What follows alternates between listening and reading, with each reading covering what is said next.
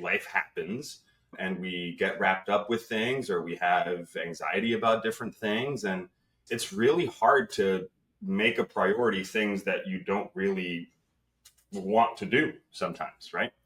So the purpose of today's podcast is really let's talk about some of those things. Welcome to the Semidey Dental Podcast. We're here to provide you expert insights on how dentistry can improve your quality of life and extend your health span. I'm Alex Semidey, and I'm a practicing dentist, and I'll be your host, along with Jeremy Wolf. Enjoy the show. Welcome back, Tooth Tribe, to the Semidey Dental Podcast. I am Dr. Alex, and I am joined today, as always, by my brother in podcast arms, Mr. Wolf. How you doing, Jeremy? Oh, as always, living the dream, my brother. Yes. Living the dream. Mm-hmm. And today we have a very special guest, very long overdue, my sister from another mister, perhaps, Dr. Sarah Tarte. How you doing? Dr. Alex has never said that before, so podcast There's special. time for everything, baby. Let's go. Hey, everybody. If you have been to the practice, you've probably met me. If you haven't, then time to come meet me. Let's go. So today we have a very special topic, and that's why do we ghost the dentist? We're all guilty of having some sort of apprehension when it comes to our dental care. But I really want to start off today, Jeremy. Have you ever ghosted the dentist? Who, me? Ghost the dentist? Never. I wouldn't even think of doing such a thing. It's actually funny because, I don't know, maybe a month ago, I had a cleaning scheduled. And I tell you, I wanted to go to the cleaning. I really did. But I was under the weather. So I decided to do the responsible thing. I called your office. Much appreciated. Yes. Didn't ghost you entirely. However, your secretary said the magic words, "Would you like to reschedule?" And at the time I was driving. So I said, yo, I'll call you when I get home. Fast forward to today. And guess what? Haven't called. Yeah, I haven't called. And it's been on my mind. And I'm going to use this recording today as an impetus to call your office after we're done to get back on the calendar. But let's talk about that, right? Why is it that we have such a hard time doing the things that we know we need to do, right? We know this is something that is good for us, yet something goes on emotionally that just makes us avoid it. What is going on there, Dr. Alex? There's so many different reasons, right, Tart, and we get it, right? Life happens and we get wrapped up with things, or we have anxiety about different things. And it's really hard to make a priority things that you don't really want to do sometimes, right? So the purpose of today's podcast is really let's talk about some of those things. Let's air it out. Sometimes when we talk about things, we demystify them, right? And we make it easier to wrap our heads around it and not feel the same way that we have been feeling about it. Yeah. Just raising awareness. Yeah, like you said, talking about these issues melts away the emotional charge that's attached to this and gets you thinking more logically about what you need to do. And with dentistry, like the number one thing is that vulnerability factor, right? Like we are well aware that when you are reclined in the chair with your mouth open, like that relationship that the patient has with the dentist is very important, right? It's a very, like I said, a very vulnerable moment for the patient. So it's very important to be in an environment where you have like absolute trust with that provider, with your doctor, where that vulnerability, it's always there, but it gets minimized. What do you think, Tart? I think that, just like you said, I sometimes joke with the patients, like, we're going to get close real fast, because laying back in the chair and trusting someone to just help you understand your health better is something that you have to be mentally accepting during that moment. So some people don't make that appointment because they're scared of that moment, but I feel like at the practice, we do a good job to try to ease into that for a comfort level. But once they're back, we have their trust, and we share with them the education portion and all of that. So sometimes it delays them to make the appointment because they're scared of that moment. Other times, like yourself, Jeremy, life happens, and we don't not understand that you guys are busy outside of our office, but prioritizing your oral health and your head and neck health and just your health in general is huge. And sometimes we're discovering things that patients have no clue exist. And I think that should help motivate them to come and find out where am I on this healthy range and how do I improve or how do I continue being healthy? Because Right. we do our homework at home with our brushing and our flossing, or maybe we're not. And it's just, Hopefully we do. absolutely. But if you don't, that's still okay. We're here to help you learn. And a lot of the times, maybe they think the dentist is going to judge. Yeah. So, for us, we come to work every day, Dr. Alex. I'm sure you've been told many times people hate the dentist. That's not Not who. you personally. Yeah, Just it's in not personal. general. It's not personal.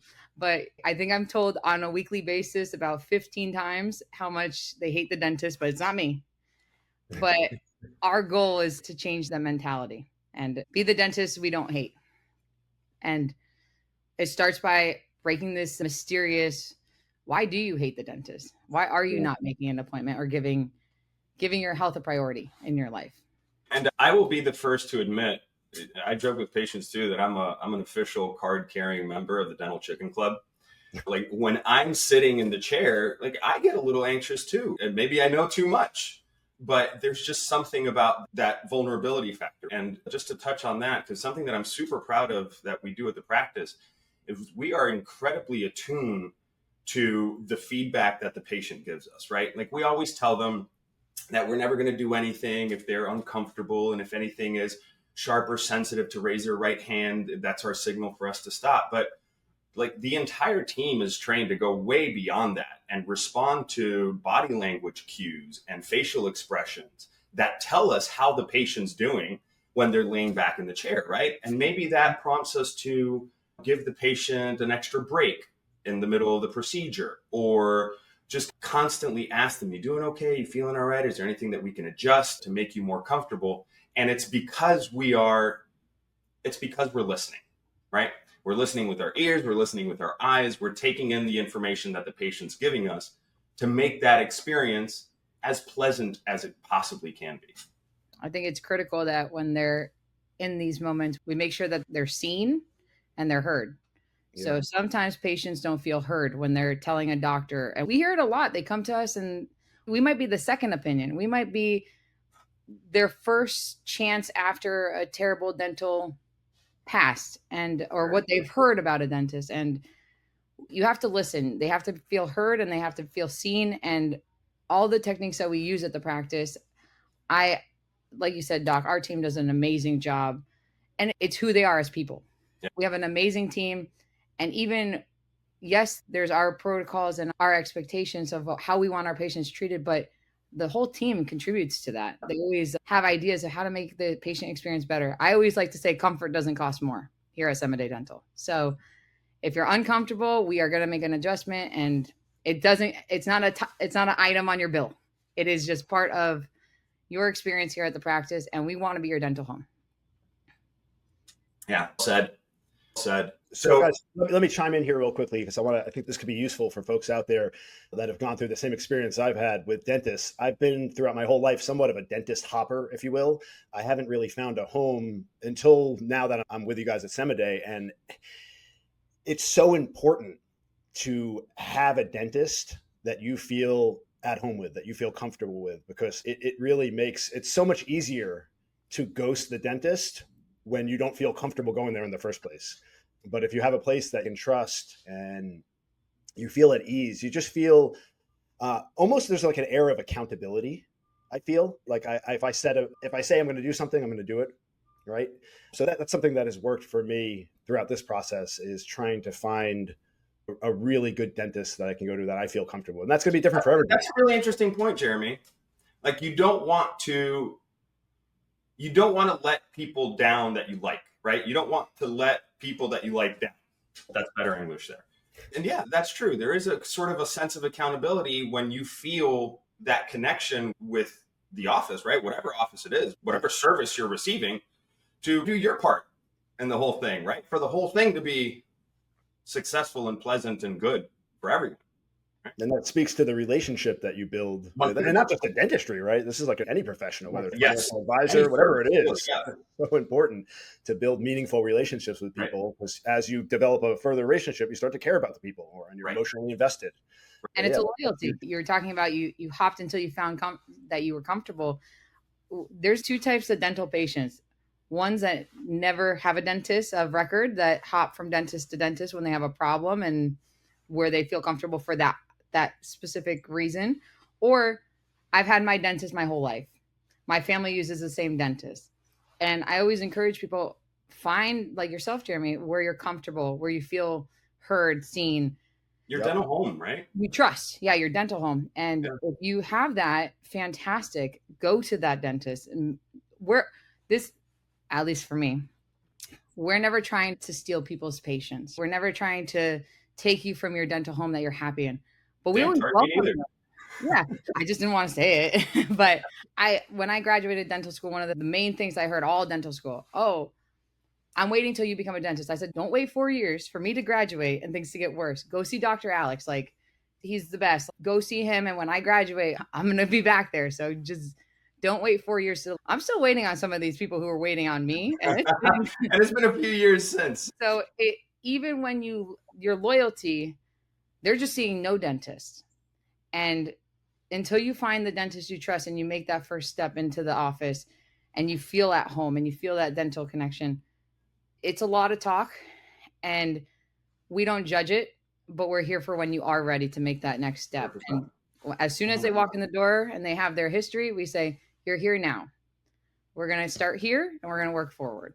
So that's one thing that patients like yourself, Jeremy, could keep in mind. On the other side of the door, it's not judgment. At least at Semidey Dental, there's no judgment waiting for you. It's a welcome and a where do we start from here? Yeah. And going off of that, on the judgment thing, like that affects a surprisingly high number of people. Like Even if you won't necessarily admit it, it's there. Yeah, like some studies show that up to 20-25% of people carry a fear of judgment from a dentist or a doctor, like going back and starting their journey to get healthier. And that's so sad. And actually, Tarte is huge on this. Like, she's always making that point, which I love. It's that it doesn't matter where you're at now, right? Like, we're here to help. Yep. Right? Like, maybe the best day, this old Chinese proverb, the best time to plant a tree was 10 years ago. The second best time is right now. It's the same sort of thing with your dental care, right? Okay, so it would have been great had you done it 10 years ago, but you're here now. Let's celebrate that, right? And just continue moving forward. A true celebration, because it's a step for a better you, right? Yeah. We are, Jeremy, you had mentioned it before, accountability. So when you feel loyal to your doctor or you feel loyal to a relationship, you feel you have a part in it. That's the whole goal. We want you to be a part of your health. We don't want to constantly solve the problem. We want to be part of supporting you being healthy and maintaining your health, or getting you to improve your health. And a lot of the times it's misunderstood that the dentist wants to drill on your tooth and take your money. That's not it. We want you to be healthy. We want you to understand your health better, understand how it's a systemic from head to toe relationship of your entire body, and move forward with, how do I stay healthy to enjoy the life I have? We want you to live many years. And like Dr. Alex mentioned, we need our patients to be on the same team as us. If you're against us, we're going to be like the visitor team every time you come in our practice, and we're trying to help. And I feel like our entire practice culture is just like, we don't have any patients that don't get it. We go about things in a very particular kind of way. Like we were talking earlier, very relationship driven, right? Like, our patients stay with us for a very long time unless they move away or something happens. And that's because we prioritize that connection, right? This is a team effort. We're here to help and guide and provide services when that's the right move. But the goal here is to create healthy habits that will let you live longer, look better, and have a healthier lifespan. Yes. So don't ghost us. Let's get on the same team. So guys, everybody has different reasons for not showing up. For me, I don't feel what we just talked about with the judgment. I don't feel that as prevalent when I go. Maybe that's because I take such immaculate care of my teeth. But one of the things for me that has had a severe impact on my ability to want to go to the dentist has been past pain and trauma. Sure. I won't get into particulars, but as you know from our conversations, I've had some pretty traumatic experiences in my past sitting in the dental chair. That has contributed greatly to my uncomfortability. What do you say? Like, how do you unpack that? If you've had some patient, they're sitting in the chair, right? I'm sure you've had this happen where you've had a patient come and you haven't even touched him yet, and they're already like shaking in their boots, right? They're already starting crying, and you haven't even done anything yet. Like, how do you deal with that with patients? I'll tell you this. I am a firm believer that when someone takes the step to come in the door, some appointments we talk to them. We unbag that history at our first appointment to let them know we want to know why your emotions are so heightened right now and how we can help you for the best experience. And to let you know very clearly that this experience is going to be very different Absolutely. that you've had in the past. And they're told that, they read about it on reviews, and they walk in the door and it doesn't look the same way their old dentist may have looked. So it's almost like they have this idea that it's going to be better, and as they go through the motions, okay, it's checking out that it's going to be better, but being in the chair is just that every dental chair is a dental chair. Ours are comfier, but it's a dental chair and they know it. So it brings back those emotions, and we take the time to talk through it. And Jeremy, to be honest, sometimes we have different ways to manage patients. Personality of the dentist is a big one. I think that plays a big role. If you feel connected, you can feel more comfortable. You can work through some of these emotions. Sometimes personality isn't enough. We have to do some medication. And the medication allows us to do the treatment we need at the comfort of both the patient and the team, so that it breaks our hearts when we see a patient uncomfortable. It breaks our heart when they're emotionally uncomfortable or physically uncomfortable. We have a lot of techniques that we use. Dr. Alex, I'll let you talk about. I use the personality technique the most to try to gain the trust and show and prove by experience that we're a different practice, and give us the opportunity to change your mind. I'm not putting my knee on your chest like the movies. We're not the scary cartoons. Sometimes people are like, the last dentist put their knee on my chest. I go, well, I don't exercise that much. So don't worry. I'm staying right here on the floor Not next. flexible enough for that move. No, especially no.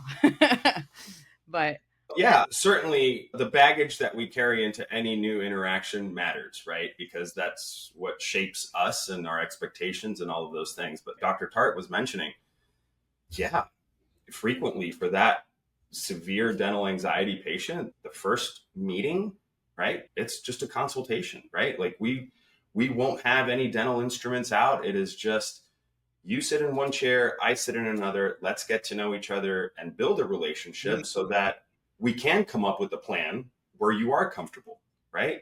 And that has a bunch of different facets to it too, right? Like we always like to lead with education. We have slideshows that explain procedures. We project your imaging, your pictures or x-rays or the AI breakdown of your records on a TV, and we go through it and we explain what the situation is and what your options are, right?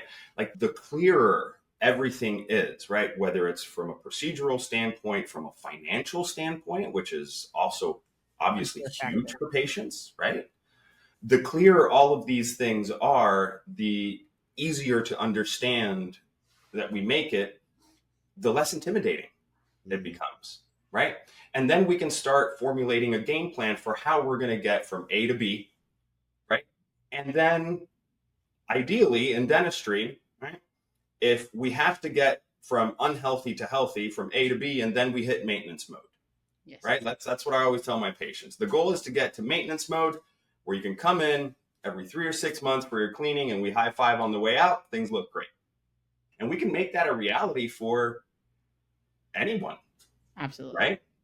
But no matter where you're starting. What's that? It's no matter where they start either. No matter where you're starting, right? You don't have to be in the middle to get there. Dr. Alex said it's for anybody. So if you've never seen a dentist and you know there's problems, we'll get you to that maintenance phase. Yeah. And real quick, the relationship and the trust and all of that is baseline, right? We can't continue this relationship. I have fireworks behind me. That's the baseline. Our That's the baseline is baseline. Our fireworks. baseline are fireworks. We're the Disney firework level. Just saying. And I love Dr. Tarte. I love what you said earlier about being seen and heard, right? Because when you go in there with anxiety, if the first thing they do is put the little, what is it Bib. called? The bib on and pull out the instruments, and they don't know that you're uncomfortable, you're going to have a difficult experience. But if you come in and again, through conversation, through building trust and credibility, through all of that's going to diffuse that emotion, and your anxiety is going to slowly start to slip away. And the communication is so paramount in this process. It really is. Our team listen too. So if on the phone someone shares that they're nervous, we're told right away. So that patient's experience is tailored. And then if they didn't tell us and they may have not put it on paperwork, but they show up and maybe they're having a rough day and they're in that heightened emotional state, our dental assisting team, they will come in and inform us like, hey, please come in half power. They listen to the patient so well. Our back team, our front team, the whole team want that patient to feel on that day, because again, life happens. We don't know what we don't know what outside of life is bringing in every patient who sits down. So we make that a priority at our practice to really think about that before we start procedures. Before we move. One thing I do want to mention that Dr. Tarte touched on earlier, for patients who need a lot of treatment to get from A to B and who do carry that anxiety, it's great that we have the baseline relationship, but we do have sedation options too. There are ways with medicine to be able to get all of your dental work done and not have it be an anxiety provoking experience, right? Like our patients frequently will snore through surgical appointments, right? Which is a beautiful thing, right? If you can just take a nap and when you wake up, it's all over, that helps build trust too. Yes. Yeah. Let me just say also about this idea of the communication, right? One of the things that has been anxiety inducing for me sitting in the chair is when I'm getting work done, it's the fear of, are they going to strike a nerve? Am I going to get a shot of pain coming soon? And just recently I was sitting in the chair with you and you told me before I had any pain, you were like, let me know if you feel anything in a moment here. And like clockwork, I felt like a tiny little tinge of pressure, nothing, no pain, just like it was touching the surface. I was like, yeah, okay. And you gave me a little bit more medicine to numb me up. And I was like, in the past that's happened, I always get the pain first. And it's just, and like, oh, well, let me give you a little more. But you knew it was coming. And I thought it was fascinating. That was excellent. Thanks, man. Yeah. Dr. Alex is a really good dentist. He's my dentist too. He is really good. Dr. Tarte's pretty great too. She's my dentist. I don't have any experience with Dr. Tarte. I'm sorry, Dr. Tarte. We both like the office that we visit too. One more topic that I want to touch upon here today is that of what's called self-care fatigue. And this may not be a concept that is widely known as a term, but I think it's widely felt as a feeling, right? And I wonder, with your case, Jeremy, how much of that plays into the month that went by without making that phone call again, is that we're tired, right? We're so bombarded too by all of these things that we constantly have to do for ourselves and for others and this, that, and the other, that oh man, it was just one more thing I had to do was make my dental appointment. And I couldn't. I hear that too. And let's be aware that is a thing, right? That sometimes folks are just tired. Like our lives are so demanding. We feel like we're getting pulled apart in so many directions, especially parents, right? If you have kids, like, holy smokes, you have no time for yourself anymore, right? And prioritizing self makes us more capable to provide for others, right? So if you feel like you're getting caught in the whirlwind of others, sometimes it's really important to take a step back and take a deep breath and, okay, what do I need to do for me, right? Yeah. To make me as best as I can be for others. And I'll tell you, convenience, right? Because how many times do you call an office and they don't call back? They don't answer. Sure. I'm so happy to work somewhere where the phone's being answered. We have online options to schedule yourself. What's convenient for you You can go to our website, you could schedule yourself. You can make a phone call, you could send a text, and our team's great with the response. And if you're so busy and you finally put it as a priority to set up that appointment, to do something for yourself and to be better so that you can live for your kids and your family, if you have to jump through 5 hurdles to make it a reality, it's not a good thing. And Dr. Alex and myself, we get lucky to hear patients change their mentality of it being a chore to come see us to, this is what I look forward to. Like, I'm excited to come to the dentist. It's the best. I always tell patients, oh, you're here to hang out with me. So if we change the mindset of that the dentist has to be a chore and that becoming healthier is, don't get me wrong, I know there's a financial aspect of it that we're not jumping that hurdle with you. We're here to support it. We have options. We have plenty of ways to make it a reality and help you get to your, Yeah. absolutely. And being a fair private practice is very rare to find too. So we're not tossing you around either. We're trying to make it as convenient as possible for you to get all of your needs done at a place you're comfortable with. And that self-care, like you said, if I have to call 14 offices to accomplish getting healthier, you're going to quit at some point. And you're going to restart, and unfortunately when you restart, things can be even worse. So I encourage everyone to take time this week and just think for 10 minutes, what have I pushed off? Jeremy, today your homework assignment is to call. I'm here till 4, so if you don't, I'll know. But also the cool thing about that is that, yeah, if you're getting ghosted by your dentist, you're in the wrong place. Like, I know even if I don't call you guys back to schedule, I will inevitably get a call or a text or some reminder from your office just nudging me along. It's not going to be like bothersome, right? But just like, hey, friendly reminder alert. And I appreciate that. And I think we all need that sometimes because, like you said, we get caught up in the grind, and we got a million things to do. And speaking of like the financial component, that's a whole nother component here. Yeah, it's that like, could be a separate podcast. Yeah. Right? Like I'm going to go now. I got to get a crown. I got to pay a whole bunch of money additionally to go do this experience. Right. Just another thing that comes up that helps you rationalize in your mind that I'll do it later. Later. Just keep kicking the can down the road. And that's when you start having real problems. Yeah. And dentistry, like most medicine, but dentistry very particularly, it is ounce of prevention is worth a pound of cure. My favorite saying. Preventive dentistry is very easy, very affordable. Like, the further along we get, that road of damage, just the more uncomfortable and the more expensive things become. There's just no getting around it. What's that? We lose our options. And yes, yeah. Our goal is to be the most conservative we can. 100%. We want to be conservative, and that's why we use education as a tool here at our practice, because we want you to understand where we're at and where we can lead to. And like you said, prevention is definitely the least expensive option of it. But Jeremy, like many things, the financial scare can be maybe our Halloween episode. We'll get that one together. But ghosting a dentist it's that we take personal. You could tell me you hate me, just don't ghost me. Yeah, absolutely. We'll make that the Halloween episode, the not so spooky financial episode. We'll have to bring in Kathleen for that one. We're gonna get some costumes for that one for sure. Oh, that'd be fun. I welcome all of you to come in the future Halloween time to see our pumpkin contest and our costumes. So It's worth it, I promise. If you vote for me, I never win the pumpkin contest. Pumpkin, a lot of good stuff upcoming, right? You got the pumpkin. You guys are all about these office activities. You got the pumpkin contest upcoming, and then we got a cool event coming up in January, right, Alex? That's right.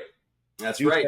Tell everyone. Let's spread the message far and wide. I think this is let's talk about it. You got going on here. Go ahead. We've been running our mouths enough here, right?